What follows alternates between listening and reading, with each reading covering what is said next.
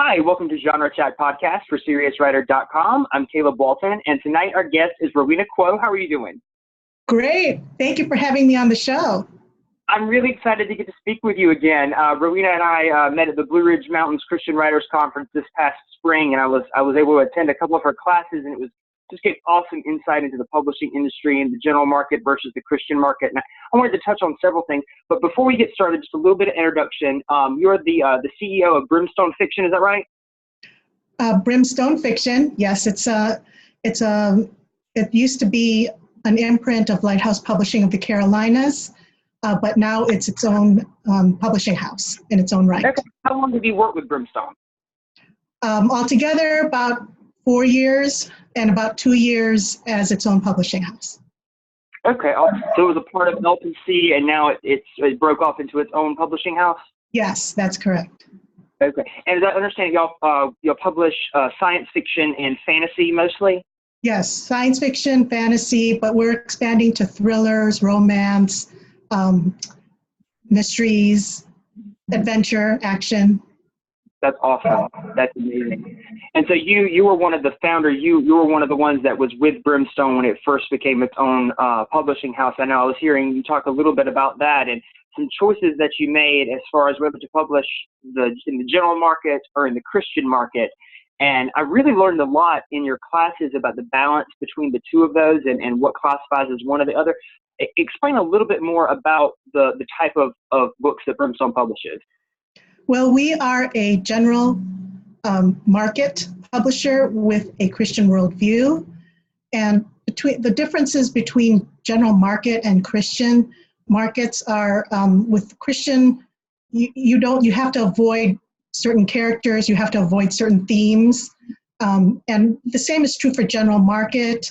General market, there's no preaching, no witnessing.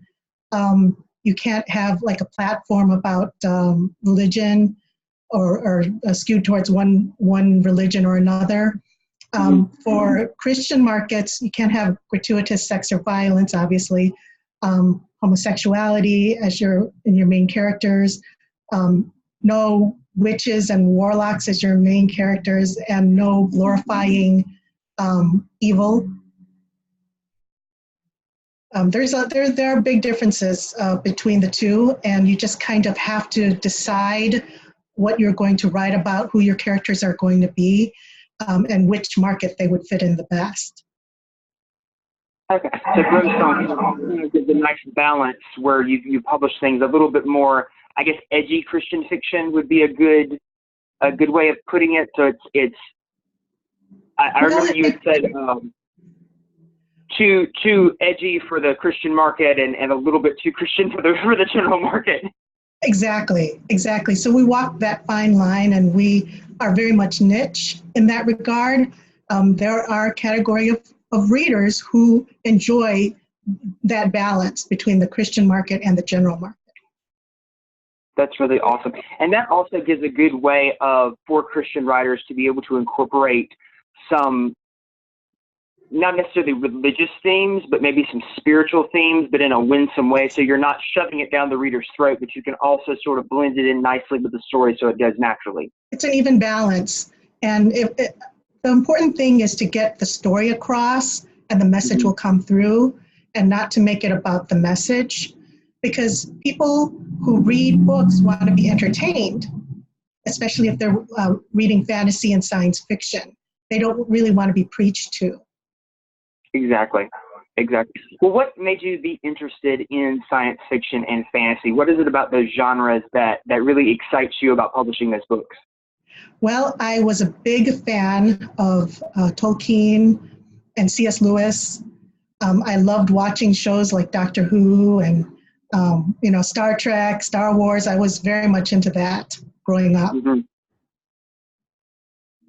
I love shows like that too. A lot of the things that I write tend to be things that I would love to watch on TV, which I love. I love it when you get that kind of excitement and just the sort of weird stuff, like the aliens and stuff. Like Doctor Who always has the most bizarre, out-of-the-box themes, and I love to explore that stuff in what I write and in what I read. Well, that's the kind of things that I like to read. So I publish what I like to read. And And I guess, I think it was Tolkien who, after the war, he wanted to write books that he enjoyed reading. And that's the same thing I want to do, is to publish books that I enjoy reading. And I think that other people would as well. It always amazes me that Tolkien and C.S. Lewis were such good friends. When you look at the differences and the similarities in the things that they wrote, it's amazing to think that even some of them based some of their characters off of each other. And I love to think of how at the time those were the writers that were just getting started at some point. I mean, I'm sure they were well known in some areas because they were both, I think, professors, but just to think that two writers that just knew each other when they were just really getting started in their craft both became so successful. It's really inspiring. It's really inspiring for people that are just starting out. What are the different characteristics of science fiction and fantasy, and how does that change when you go from the Christian market to the general market? Well, with science fiction, you're talking about theoretical science, time travel, and then you have to look at your settings and your characters. And those are the main things that differentiate whether your book is a science fiction novel or a fantasy novel. If you have clones and androids and robots, then you're talking science fiction. Space, usually, and if your setting is in space, then it's usually science fiction. If you're talking about witches and wizards and fairies and elves, dragons, you're usually talking about fantasy. Now with Christian fiction, Christian fantasy, you can have dragons and angels, and you can have demons too if that's the enemy. You can have supernatural elements in it. What you really can't have is all those werewolves, vampires as the heroes. If you have like a vampire or a werewolf or someone demonic as your hero, you would probably be better off in the general market.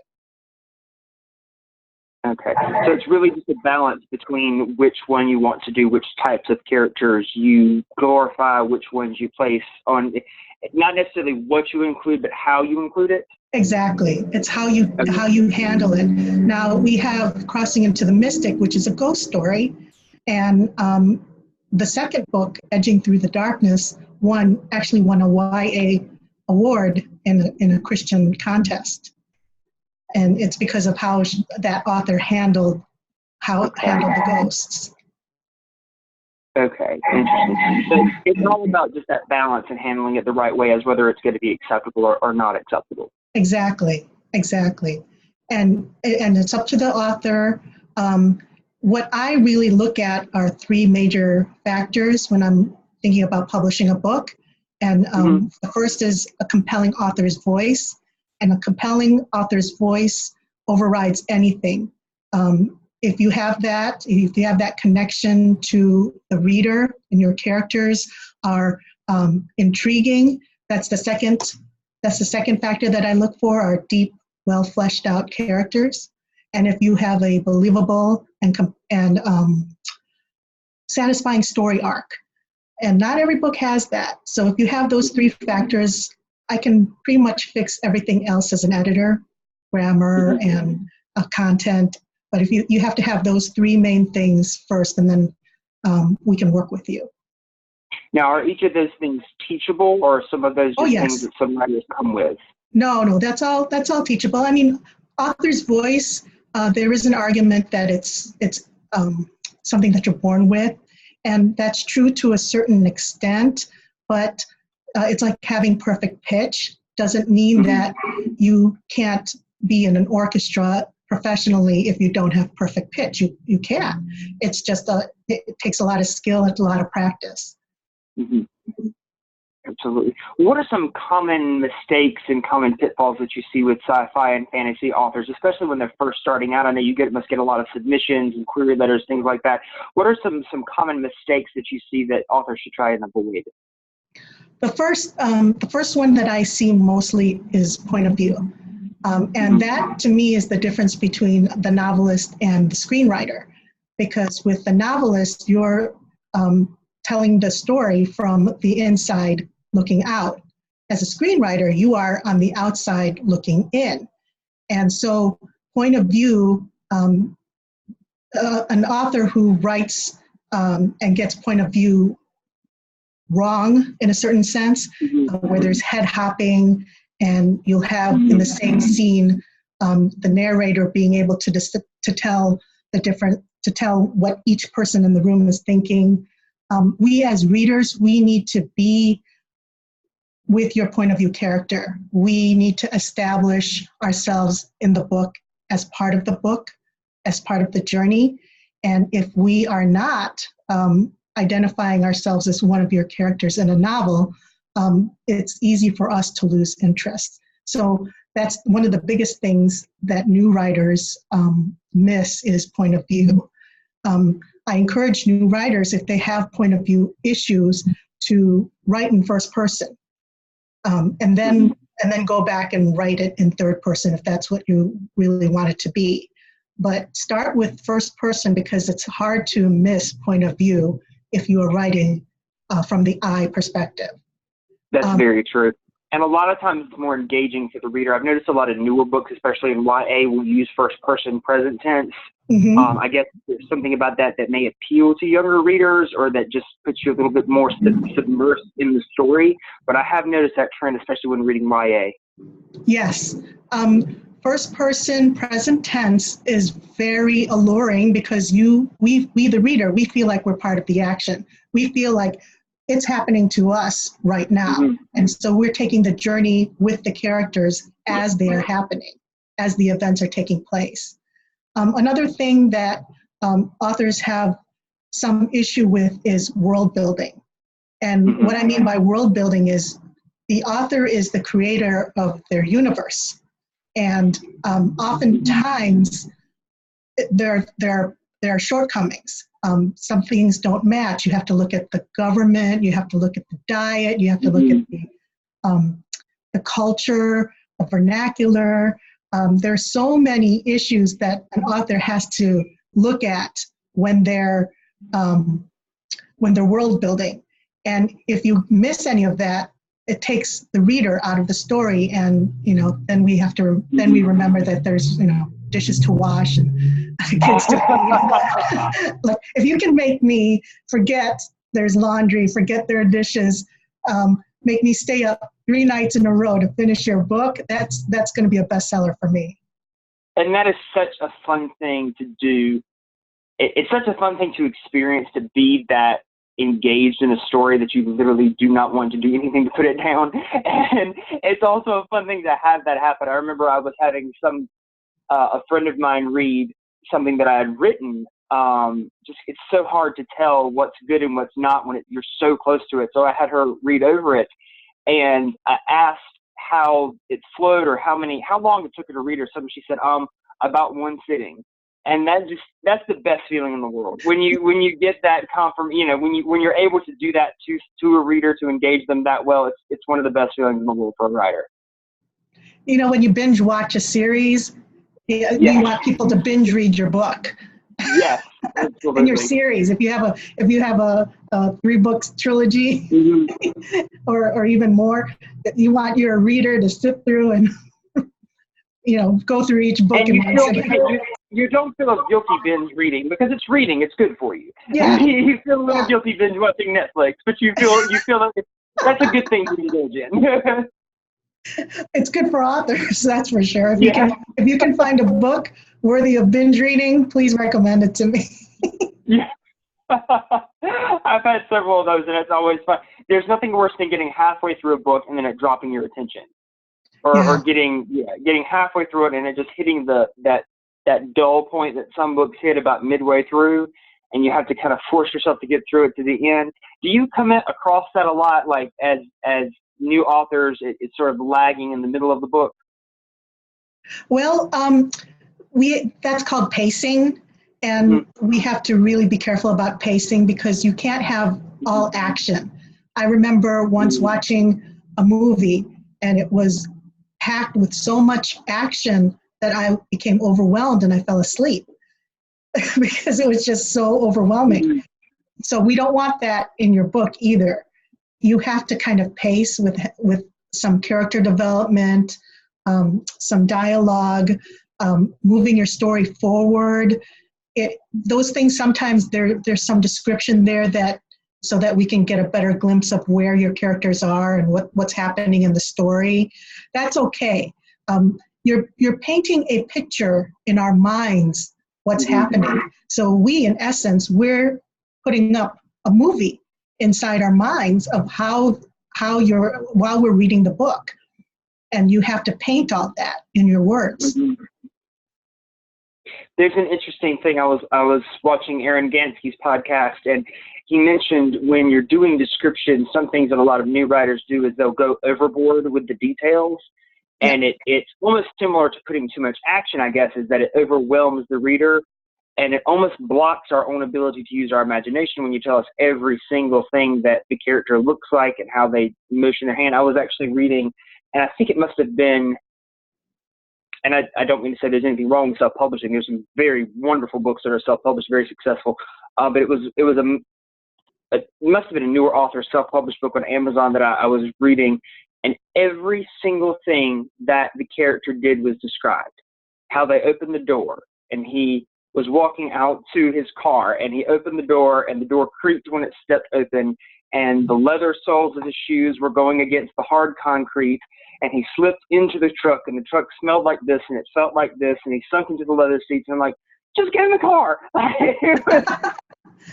All we needed to hear was he went in the car and he got it. Action scene. If it's at the high point of the story, yes, do that. But if it's just something from getting from point A to point B, oh no.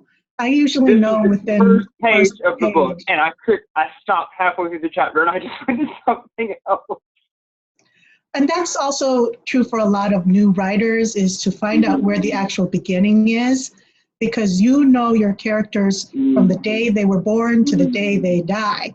And you want to show me just this. What about this is important?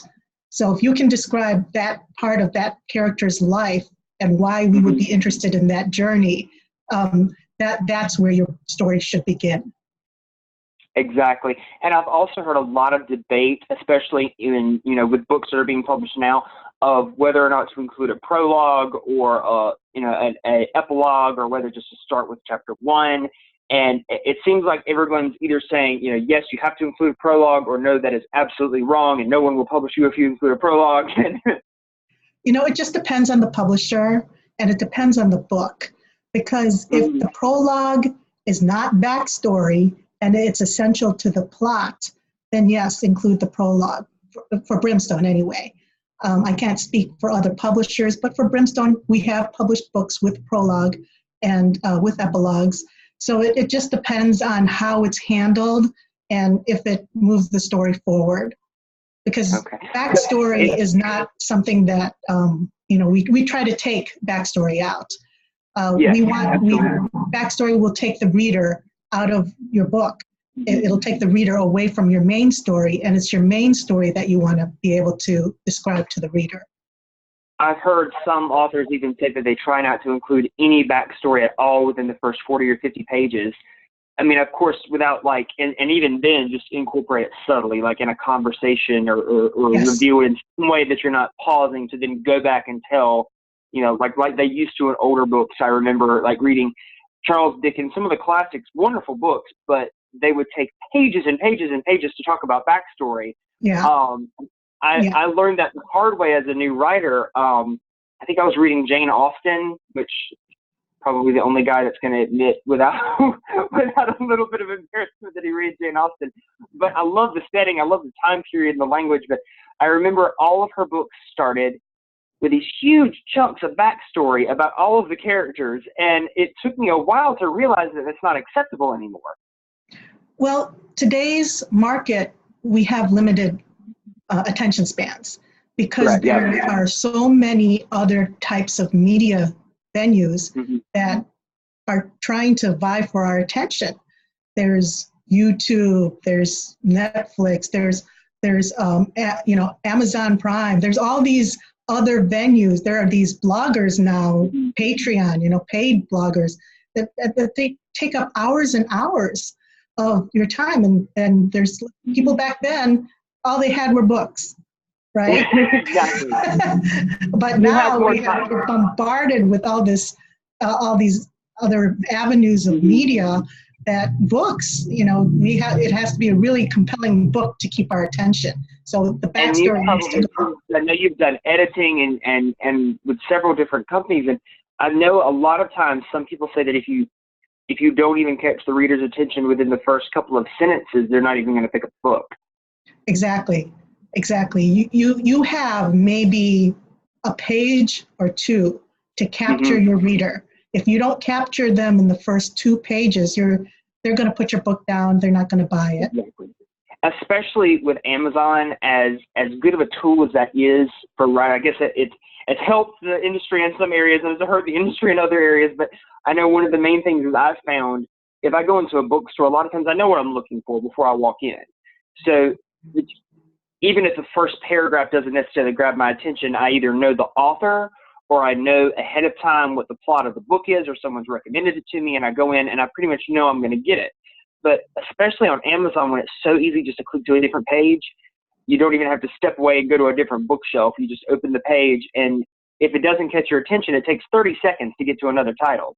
So it's so easy. I was looking for something to read the other day. I think I was on my lunch break at work, and I clicked through like 5 or 6 different titles in like 5 minutes because nothing was catching my attention. And I realized that's exactly what they mean when they say you only have a few sentences to catch. And some of these may have been wonderful books, and they just happen to start off on a rough spot or just in a way that didn't quite hook your attention enough. Well, the important thing is to have a good description or back cover copy. Also have an alluring cover, an alluring title, and certain keywords in your description, your Amazon description, or in your back cover copy. And those, where you want to be is look at all your favorite books and your favorite authors on Amazon. And then below the listing, look at what other people have bought in the same genre. And if your book can fall into the same category as a bestseller in that genre, that's where you want to be. You want to be, people have also bought or have also read, and then your book appears because you're in the same genre. Then you know that you've nailed the correct genre for your book. Exactly. That's very helpful. Now, also, I wanted to touch on that too. How has Amazon exactly affected the publishing industry? Some people speak so highly of it, and then some people speak negatively of it, that it's sort of allowed anything to get published without necessarily being properly edited. What's your stance on that? Well, Amazon, there are maybe 800 titles that are added each day in Amazon. And so there are millions of books out there, and that's your competition. But it has given authors many choices on how to, many avenues on how to publish their books. So if you as an author do your job and get it edited and get it reviewed and get a good cover artist, you'll be fine. But if again, the Amazon will allow you to publish anything. So the worst thing that can happen is that your book doesn't sell. Nobody buys your book. Really, there's no downside to publishing a book. It's just that sometimes you have to put a lot of effort into it and you may not get readers. So the main thing with a traditional publisher is a traditional publisher puts forth that investment in the author.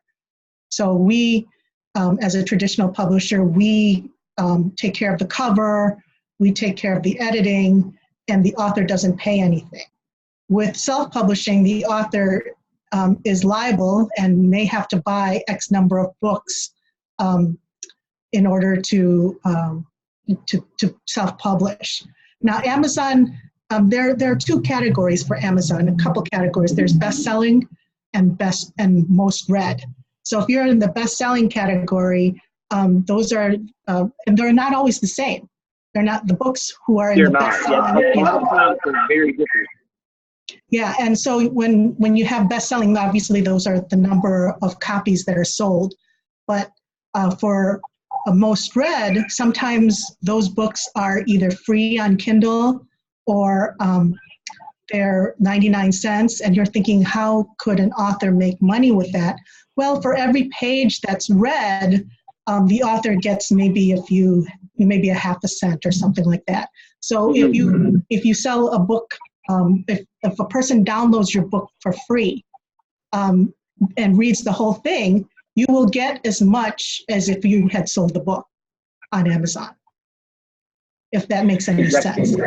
Which is a better list to gauge what is successful and what's not successful? I mean, I know a lot of times someone may buy a book and never read it, or someone could download a book and they would read it. So, I mean, is the most read list sometimes a better gauge of what is actually popular? There's no secret sauce. I mean, we don't know what the next book will be, we just have a best guess. If you have a book that you can, in order to boost sales, you would put it out for free for a couple weeks, and then have it. And when I say free, I mean on Kindle.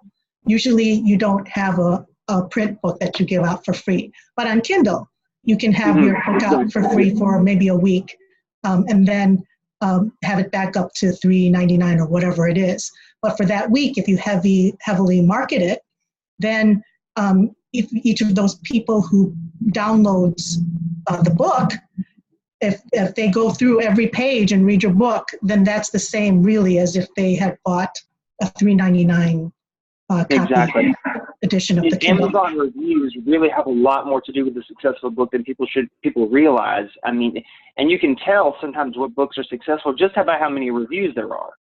Yeah. Reviews are a big indication also, but when you're starting out, you don't have any reviews really. You maybe have like 5 reviews.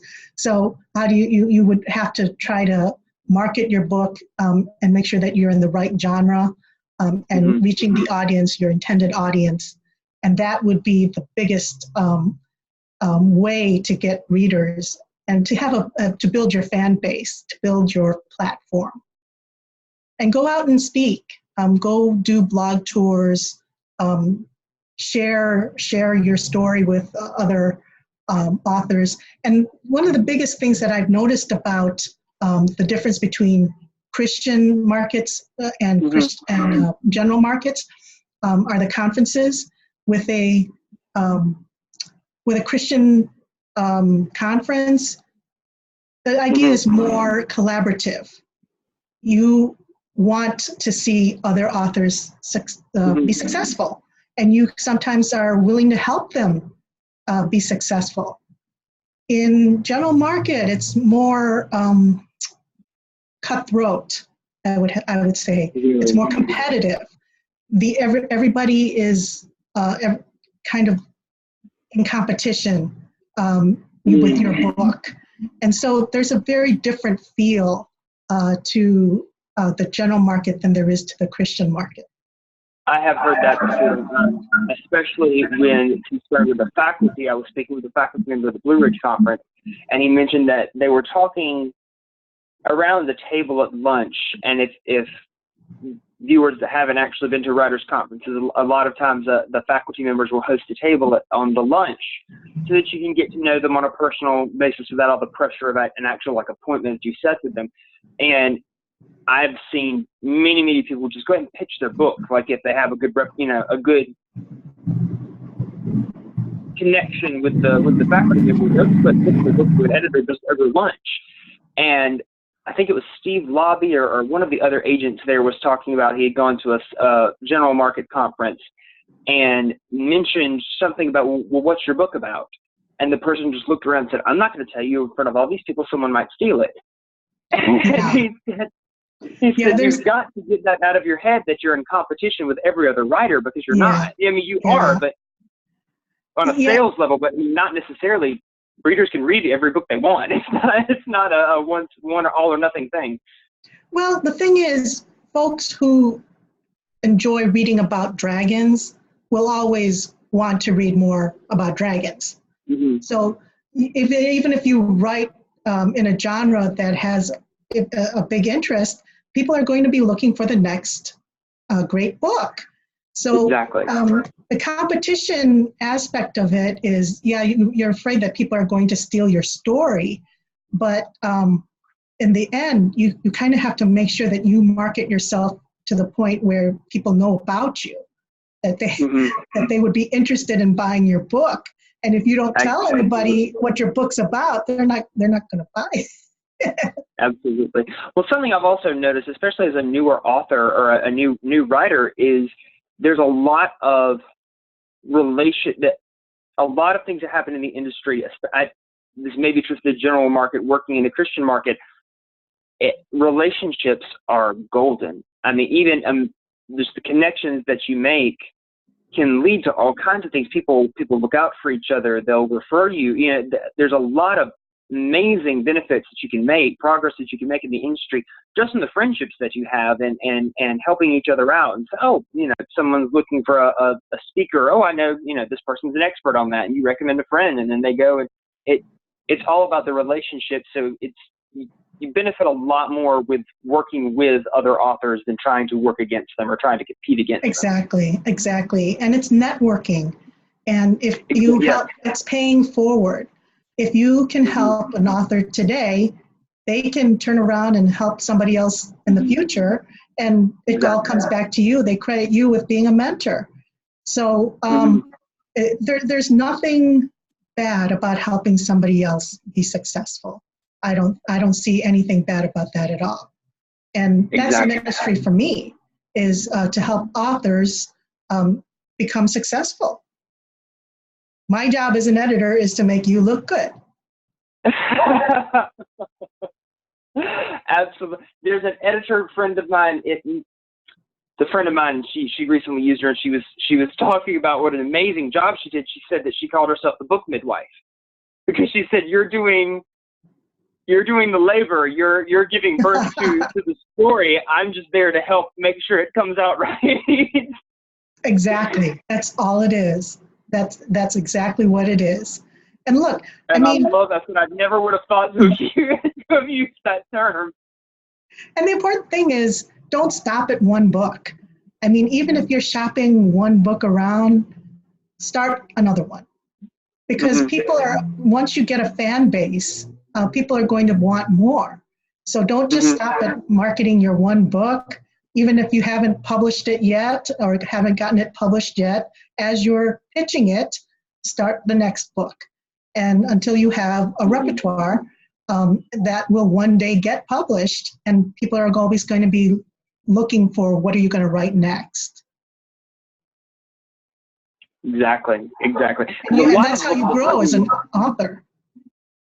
It's about, because there are certain people that will read, they're Stephen King fans that will read whatever Stephen King publishes, no matter what it is, because they know that he's good and they know what to expect. I've heard that the key to, I can't remember who said this either, but they said that the key to some of the most successful writers is that they know what their readers want and they give it to them. Yeah, they know who their audience is.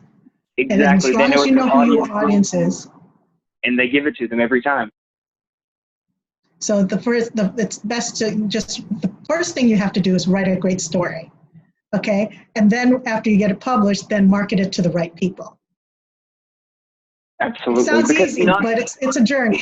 It's not always. Not everyone is going to want to read your book, and that's something that I think a lot of new authors have the misconception. Oh, everyone would like my book, and when reality is probably not. I mean, if you're writing Amish romance, a lot of people will love your book, but not everyone. The 18-year-old college athlete's probably not going to pick up your book, but there's a lot of people that would love it. Whereas if you're writing science fiction, yes, there's a huge market for science fiction, but not everyone reads science fiction. So you have to make sure you market it to the right people.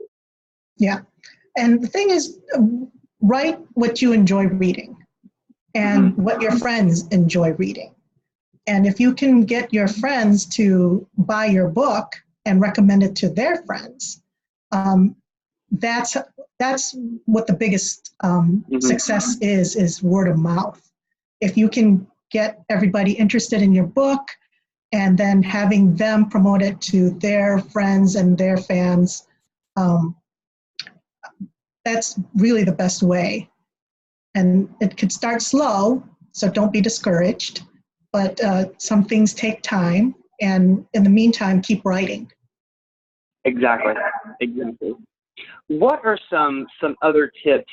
We only have a few minutes left. What are some other tips for new authors that you'd like to give? Some people that may be just starting out, we're still working on their first novel. Go to the writing conferences, get the networks going, build your platform, get your contacts with different authors, join a writers group, a critique group. Word Weavers or ACFW has a writing critique group. These are the people who are going to support you and tell you if there's something wrong with your book. I mean, sometimes even if you pay an editor to go through your book, they're just going to edit it, but they won't tell you whether it's good or bad because you're paying them. It's good if you can get somebody like a writers group to hold you accountable. And to tell you, this isn't really working, maybe you should change this. And then be able to to take that and work with it. Not to have it bring you down, but to encourage you and encourage you in how you should revise it. Exactly. Word Weavers is a good critique group organization. I'm a member of the Word Weavers. A friend of mine actually started a chapter in our local town, and it is a wonderful accountability. And you have people in the circle that are inspirational nonfiction, a blogger, a person who writes poetry, someone that is writing suspense, someone that's writing romance. And it's amazing all of the feedback that you get because you know that there are people from every walk of life, people that read all types of different genres, write all types of different genres. So you get a wonderful variety of feedback that you probably wouldn't get if you just passed it out around your circle of friends that are going to have similar tastes that you do. You get all kinds of new perspectives. Exactly. So it's better to get yourself out there with other authors. Writing your own book is hard enough. Don't worry about other people stealing your book because really you're the only one who can write your book the way you want it.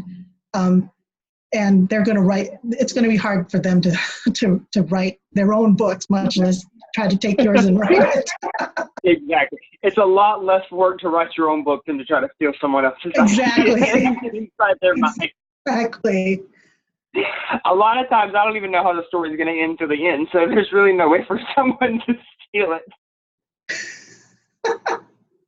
Well, see, that's the benefit to being the author. You know what's going to happen next. Exactly. I know. I believe it's George R. Martin, the person that writes the Game of Thrones series. Yes. That they say he has before changed actual plans he had for the book because several people started guessing what would happen and got it right, and so he would change the story just to trip them up. Well, so that he's, the series is ahead of his books, the TV series. Doesn't make sense. It seems so like the worst kind of paradox in the world. So he can go in a totally different direction than the series if he wants to, being the author. And make so many people angry. Well, maybe he'll write a better ending than the series. You never know. That's something I was talking to someone about. They were talking about meeting publisher deadlines. And this, there's some people when you're George R. Martin, you can take like 5 years longer than you said you were going to finish your book. The publisher's going to wait on you because they know it's going to instantly be a bestseller. Yeah, I mean, don't get too busy. Just get away with that.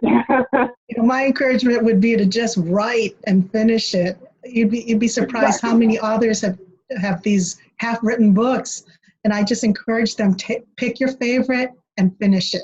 Just finish it, and then take the next one and finish it, and then worry about revising it later. But just get it done, and just get into your seat and start writing. Someone told me the first draft is always going to be ugly. Don't stress over it. The first draft is always going to be messy. The second draft is where you make it look like that's what you meant to do the first time. Yeah, and take it to your writers groups, and see what they say, and be able to take the whatever they tell you, any kind of critiques that are given to you. Take that and revise, and make your story better. And Exactly. everybody's going to have a different opinion, so you're going to have to kind of discern what's best for your book. Exactly, because at the end of the day, you are the author. If Yeah. this is the way you really feel like your story is going to go, you know it better than anyone else. Yeah, and with Amazon, there's always self-publishing. So, if you think if you want to go the traditional route, then you have to look at the guidelines for each publisher and see if your book fits them. But the other aspect is, if nobody seems to want to take it, then go ahead and self-publish it and see what happens. There are a lot of self-published books out there that are doing very well. Exactly. I know a friend of mine, Vincent Davis, is an international bestseller, and he started just a few years ago self-publishing and just put the work into it, put the effort into it, made sure he did it the right way. And I believe he's a full-time writer, as a matter of fact, and he's just a few years older than I am, very successful, just because he invested the time and the energy that it took to get it done. Well, that's the dream for all writers, right? Is to be a full-time writer and not have to have a day job. Yeah, that's what that was my always, and it really still is the end goal, is to be the full-time writer. But I interviewed Bill Myers about a year ago, and I said something similar to him, that I was envious of writers that could do it for a living. And he said, to be perfectly honest, I'm envious of writers that don't. He said, because as long as it is your passion, as long as it's the thing that you're trying to find time to spend in, that's the thing you do for your enjoyment, it's fun. He said, when you're writing full time, if you still enjoy it, it's still your passion. But when your ability to put words on paper is also going to determine whether your family has food on the table, it takes a little bit of the magic out of it. Yeah. Not saying don't do full-time writing if you can, or if you have the opportunity, but saying enjoy every stage of the process, because each stage is special in a different way. And you never know. I mean, I've had people come to me bent on being a poet. And I had one lady come to me, and she really, really, in all her heart, wanted to be a poet. And she showed me some of her poetry, and it just needed a lot of work. But that was her heart's desire. She was in tears, and while she was talking to me about her poetry in tears, she said, well, my 2 patents did better than I said, patents? What do you mean? She wrote 2 U.S. patents. And so she really is a technical writer. I said, do you know that you can make a lot of money being a technical writer? People are looking for you. So maybe in the meantime that you're working on your poetry, yes, work on that on the side, but maybe go ahead and put your writing to use as a technical writer, and you may find more success in that. What we want may not necessarily be what we get. Exactly. But we just have to play to our strengths and use our strengths to strengthen our weaknesses.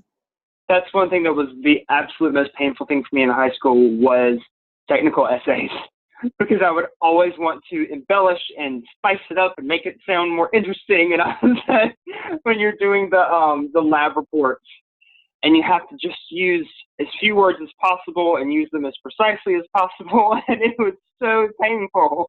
Well, see, that's a gift for some people, and it was for this lady. She had a gift for that. So to use your gifts, whatever your gifts are, in the writing field, to make the money, and then whatever it is that you want to do, just work on developing that when you can. Exactly. Well, thank you so much for coming on the show. I have really liked being able to talk to you. Is there a website if someone wants to learn more about Brimstone Fiction and some of your authors? Where's a website they can go? Well, www.brimstonefiction.com. So BRIMSTONEFICTION.com. Okay, wonderful. Well, thank you so much for coming on the show, and thank y'all for watching Genre Chat. We will see you next week. Thank you.